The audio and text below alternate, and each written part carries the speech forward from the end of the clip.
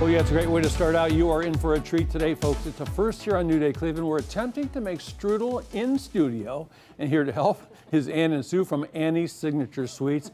I don't know if it's going to be that big a gamble. You guys look like you know what you're doing here. We practiced a few times. We got all this beautiful stuff. So you got the cooking classes. Yes, so I have a baking school in Berea, and this is a new class this year, strudel, and I wanted it to be where everyone can work individually and do their own, so we're going to demonstrate that And today. you brought in the heat. I brought in Sue. The heavyweight. Here we go, right? Sue's been working I with me shouldn't say for heavyweight around chips, right? Yeah, really. Right. a little over 2 years. How about and dough One that girl? has a Dough girl, yeah. Dough girl.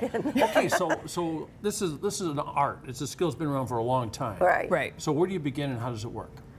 So you mix the dough, and then it has to rest. So this actually is not a yeast dough, which some people might think it is, but it does need to rest for at least an hour once you make it. But we already made the dough, and then Sue's gonna roll it out for a little bit, and then we're gonna fully give it a stretch roll it. there, Sue. Yeah, Let's we give it got a some roll. Give it a flour roll. here. Yeah, So, flour Sue, the table. How'd you learn how to do this? I watched my grandma make it, and my mom. We're all Slovenian. It's one of those things that can get lost over a period of Yes, yeah, Yeah. yeah. So you just kind of want it in a rectangle, sort of, and then you have to let it set for a little bit. time. So that's as big as you make it right now? no, Just to for a set. minute, just for a few minutes. For 1 minute. And Yeah. then you have to put on a linen, so it's easier because we're gonna flip this later. Once it's fully stretched, it's gonna be about this whole table here. So the setup's very important. Like, Yes. so you can't start out on a small counter to do this. You have to, Right. you need a big table. Like a kitchen table or something. or Yeah, bigger. so in the classes, they have a 6-foot table and they're using about half of it for the stretching. So it's about a 3-foot. So how is this class different from your regular classes? The students still work individually, but it's smaller and it's just a new topic. I always challenge myself with something new. Yeah. So they're making the dough from scratch, they're stretching it themselves. We're there to help if they need it, but it's not a group effort. Some of the other classes, you're in a group. How is this different than like phyllo dough?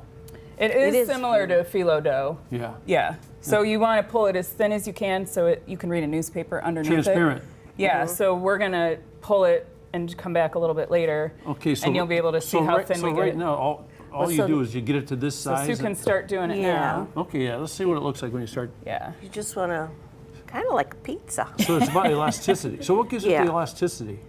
There's oil in it, and then we're using a bread flour in this recipe, and there's an egg in it.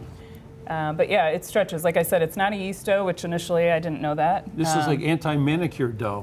You know, you can't You have, can't have can't have long nails. you can't have long no. nails, right? No, so this does take a little while to stretch, but you know the class is 3 or 4 hours. I think it's 4 hours, and then, like I said, you're going to make your own filling. We're doing an apple filling. So after this is all stretched, we're going to put the apples on, and we'll show you how to flip it. So we're doing this like in 4 minutes now and 4 minutes later, plus the downtime in between when the Right. dough is coming together. Yeah, in the class they'll have plenty of time to stretch it. It's not. So what other rushed. things do they do during the class when the class They're is how cutting long? the apples, peeling their apples. Okay, so I see your apples are not brown. How do you keep your apples nice You like put that? a little bit of lemon juice in there, and I put a little bit of lemon zest in here. So that helps it It out. helps, yeah. And I cut them while the dough rests for an hour. You're usually prepping your apples, and then by the time you get that started, then you have room for your whole table. And when I see strudel, so tell me, I see it's usually like razor thin apples, Yeah. but these Yeah. are a little Oh. thicker. So why is that? You don't want them to become applesauce. So Yeah. I'm using Golden They mush Delicious out, and huh? Honey Crisp. Yeah. So I did try it with Granny Smith, and I didn't like the way they came out. So Mm-hmm. I mean, everybody has their own different choice of apples, but I prefer the Golden Delicious. And you can use an apple peeler core, but those are pretty thin. So it just depends what kind of. So those green ones, the Granny Yeah, the Smiths, slicers. they're a little hard, aren't they? They have the little handle that you turn. Yeah. They get stuck sometimes, so they're not always.